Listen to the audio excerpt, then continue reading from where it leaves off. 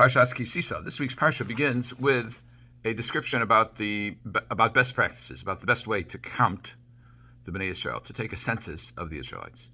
The verse says, and this is in Shmos Lamed Yud Beis, that's 30:12. Ki Sisa es rosh Bnei Israel of Kudehem. When you take a head count of the children of Israel, according to their count, then v'nosnu ish kol nafsho Hashem b'fkorosam. Then each man shall give a ransom for his soul to Hashem when counting them. V'lo yihi ebohem negef b'fkorosam. So that there won't be a plague among them when counting them.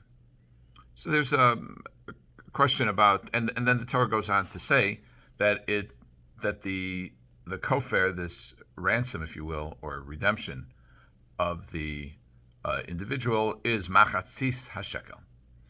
This happens to be the beginning of the reading, the special reading for Parshas, which we read a few weeks ago, and it's about using a half a shekel to represent the individual in the count. So in other words, you don't count the individual, but rather you count the shekel, the half a shekel. A number of questions arise on this. First of all, why chatzi shekel? Why half a shekel? Why don't you count the individual? And how does this prevent this negef, this plague? So the Ramban, Rabbeinu Bechayeh, others observe that when counting an individual, the word ki sisa, which we render as counting, literally means when you lift the heads, as rosh b'nei Israel of Kudehem, the head of the children of Israel. So it could be that some of the Meforshim say that Ben Ezra and others say that rosh b'nei Israel means the head, means the tally of the children of Israel. In other words, we would call it the bottom line, and I guess somewhat ironically, the Meforshim say that the Torah calls it the top line, which is, okay, what's the sum of the tally? So when you're counting the sum of the tally, don't count individual heads, but rather count some other object, in this case, chatzi shekel. So we know that David HaMelech, King David, got into trouble because he conducted a census of the Jews, and the Meforshim say that, the commentaries say that this was not really necessary for any specific purpose, and one is not supposed to count Bnei Israel without a purpose. So, for example, valid purposes are if there has been some kind of calamity and Jews have died, permissible to count. If there is a question about readiness for battle in a war, you can count. But if it's completely discretionary and it's not for any underlying purpose, then the counting itself is problematic. And even when you do the count, it can't be of the heads, but rather it should be with a different, an object. Some point to the practice to count with fingers that are extended, but not the heads. Ki sisa es rosh b'nei Israel, when you want to count the head. So according to those who say that it's literally talking about the head of an individual, not supposed to say, look at people. Commonly we count people by looking at their faces and saying, okay, there's 1, 2, 3, 4, 5, 6. Now we do engage in counting. We count for a minyan, for example. We need to know how many people are there, whether it's for mezumin. Do you have 3 men? Do you have 10 men? There are larger numbers that the Gemara talks about. There's special brachos when you see large numbers of Bnei Israel. So there are legitimate reasons to count, but there's a right way and a wrong way. I remember when I was growing up in Detroit, so our teachers used to count in what struck us at the time as being an unusual formulation. They would say, not 1, not 2, not 3, not 4. Now, I don't know if that works. That's it's kind of saying, I'm not counting when you're counting. Maybe it works, maybe it doesn't, I don't know. There is another method of counting without using numbers. There's a verse that has precisely 10 words.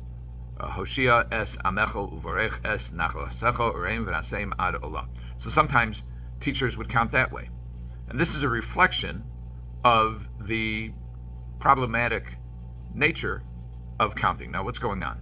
What can happen with counting? We know that when you can reduce people to numbers, and when you reduce a person to numbers, you end up risking submerging their individuality and their individual significance, and you render their significance to being only that of part of a collective. And the Ramban and the Rabbeinu Bechayeh that I mentioned earlier talk about when somebody counts ki Sisa is rosh, when you lift up the head. In other words, the counter, the person who's counting, has to look at the individual. He has to distinguish from one individual to the other. And you do that by recognizing faces. So there is a potential there of at least recognizing the individual difference, but even that is not sufficient. And here's where it gets, let's say, subtle, which is by counting a machzis hashekel, you're doing two things. Machzis hashekel is the half a shekel. Number one, and the verse says that a rich man is not allowed to give more, the poor is not allowed to give less. Everybody gives a machzis hashekel. Why? So there is some notion of ultimate equality of value. Rich or poor, everybody gives a chatzi shekel, everybody gives half a shekel, and there is an equivalency, at least insofar as the count is concerned. That's number one. Number two is by counting the shekel, what we're saying is we are not reducing the individual to a number. We are not saying that that person is merely a digit in the collective, but rather that that individual has ultimate significance and purpose. We are elevating, ennobling the individual as a not an object. We do objectify the chatzi shekel, the half a shekel. That's perfectly legitimate because a chatzi shekel is precisely that. It is an object. But a human being is an object, but he's more than an object. And if we reduce the individual to a number, then in some way it could be reducing the significance, or at least the perceived significance, of that person's humanity and individuality. And that could be, the Meforshim talk about ayin hara. Rashi, others, they say, Rashi says, "V'lo yeh bohem negef," there should not be a plague, shebeminyan sholek bohem ayin hara. V'adever ba alehen k'mo shematzinu b'yimei David. That when counting, that the ayin hara, the evil eye, will rule, and as we see, a plague can devolve. What's this nature of the ayin hara? It's a controversial topic. It's certainly not one that we can explore in the limited time available here. My Rabbi Rav Ahron Soloveichik used to say that it is the spiritual effect of a psychological phenomenon. In other words, that either due to perception, which is reflected in the word ayin, which is an eye, or some other manner of impact on others around, that when others will criticize or will be critical or will think ill of another, that there is a detrimental spiritual effect on that person. And so we try to avoid that. We try to avoid it when we can. Now, obviously, or at least obviously once the rabbis tell us, when there's a legitimate purpose in counting, that's okay. You got to do it the right way, but that's okay. When there isn't a legitimate purpose in counting, the commentaries say, quoting Chazal, the rabbis, that ein habracha shora ella b'davar asamim min ha'ayin, that bracha, blessing, exists or increases or multiplies with something that's hidden from the eye. There's a countervailing force when something is public and there is it's open, it's notorious. People take pot shots. We know this to the nth degree in our day of wanton criticism that comes about in social media, and frequently anonymous, of people, of things, of ideas.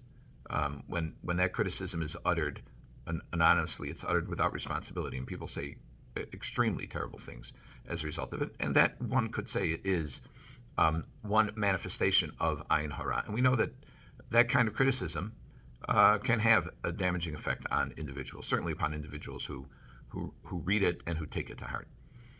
The end result here is, according to at least some of the Meforshim, is that by using an object and a partial object at that, we emphasize two things. Number one, you are not simply an object. You can be represented as a number, but you're not only a number. And we count a representative object to reflect that aspect, the number, but we don't count you.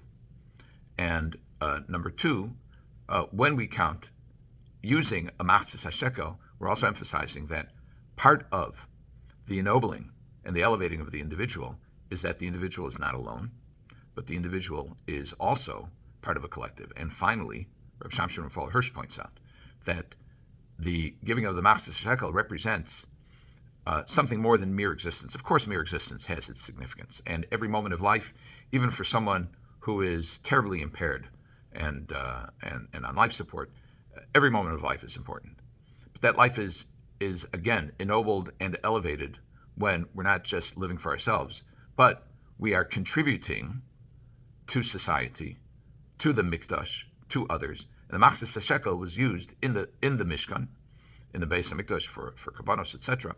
And the highest form of engagement with the world is not to be simply a taker, but it's also to be a giver and to make a difference.